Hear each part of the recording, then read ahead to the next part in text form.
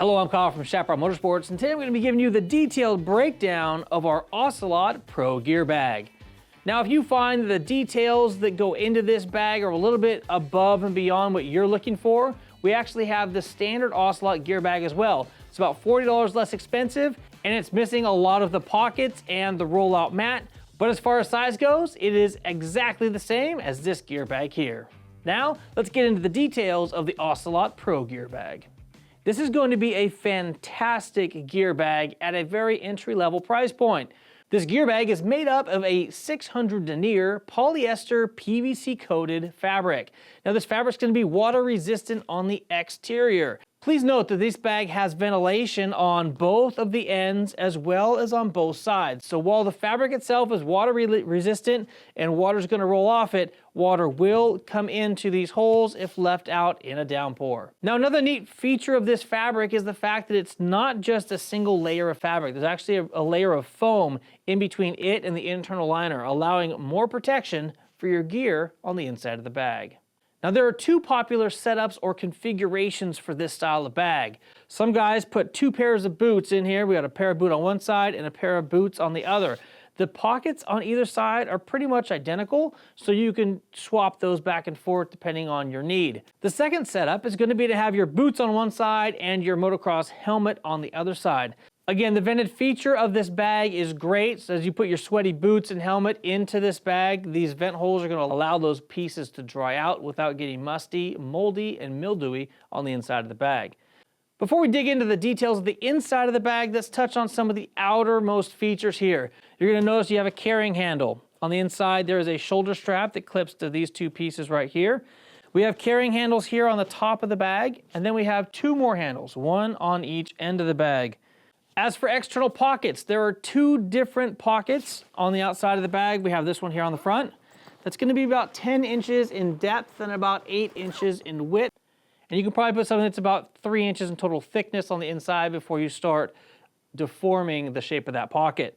Now up here on the very top of the bag, there is a pocket. Most people use this as a goggle pocket. It's going to be able to open up here and give you access to the very top portion of the bag here. Now this net here on the top is going to allow your goggles or whatever you choose to put here to sit on top of the gear inside, and then when the main compartment is open, it's all going to travel with it. I'll show you what that looks like right this second. So opening up the main compartment, you're going to see that this is that zippered compartment that we were able to get to from the outside, and you can also get to it from the inside. Now, while peeking into the main compartment of the bag, this bag in total size is 35 inches long by 15 inches wide and 16 inches high. Inside right now, we have two motocross helmets. We have a pair of boots on this side and a motocross helmet on this side over here. Let's go ahead and show you what that current configuration looks like. Now the helmet is wide, so it's going to be pushing into the inside compartment of the bag. So you're going to notice that the helmet's going to come into this inside compartment over here, and the boots are going to be doing the same thing. Moving on over to this side, let's take a look at the motocross boots. Again, this bag does not come with boots, helmets, or gear. We're just showing you the capacity of the bag and how well it can carry these types of items. On this side of the bag, we have a full-on set of CD Crossfire boots. Now what's happening here is the boot comes down and the toe goes forward into the main compartment of the bag. Now, if you're looking to maximize the capacity of the inside of the bag, one thing that many people do is they go ahead and turn the motocross boots either forward or back inside this particular pocket, and they put a boot on either end.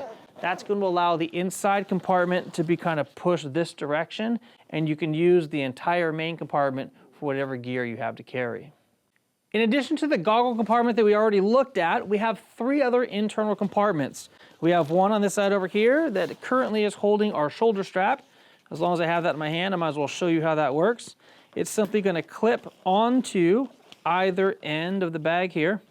Now, a feature that I really like about this clip is the fact that we have a rotating buckle on the end, so you don't have to worry about what direction you clip that on because it's always going to self-adjust to find center. All right, so we have the one pocket on the end of the bag here. We're then going to have two more pockets here in the front of the bag. So we have 2 pockets on the inside and 1 external pocket. Now the nice thing about these 3 pockets is they don't utilize the same space. Some gear bags, if you open that up and you put items into these 3 compartments, they're all fighting for that same space. With this particular bag, each of those pockets have their own space, so that's not an issue. Again, looking at the inside of this bag, this thing is ginormous. You can fit up to 3 motocross helmets here on the inside. Right now I'm putting that second motocross boot in here so you can see what this looks like in this particular configuration. So we have a pair of motocross boots on one side, and we currently have a helmet on the other side. That's going to leave the main body here for the rest of your gear. Now, if you want to use this end compartment for something else, or if you want to split your boots up and put one on one side and one on the other, or if you want to use this for something narrow, you can still fit all 3 of these motocross helmets inside this gear bag here.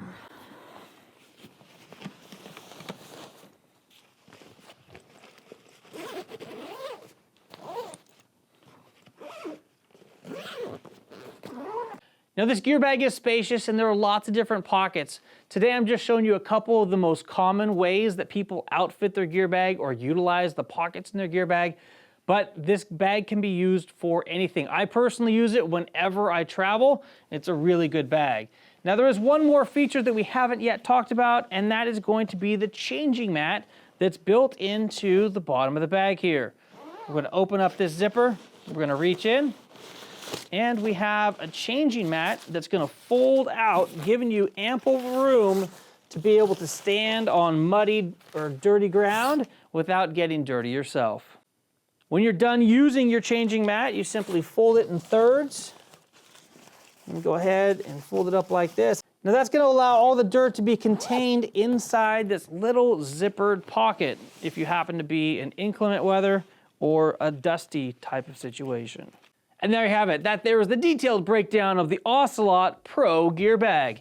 Now, if you don't need all of the features and benefits that this bag happens to offer, and you're looking for a bag that's about $40 less expensive, please take a look at the link below and click over to our Ocelot Gear Bag. Same exact dimensions of this bag, except the material is different. It has a standard Cordura instead of the PVC coated Cordura, and it features less pockets. But the overall storage capacity of that bag is the same.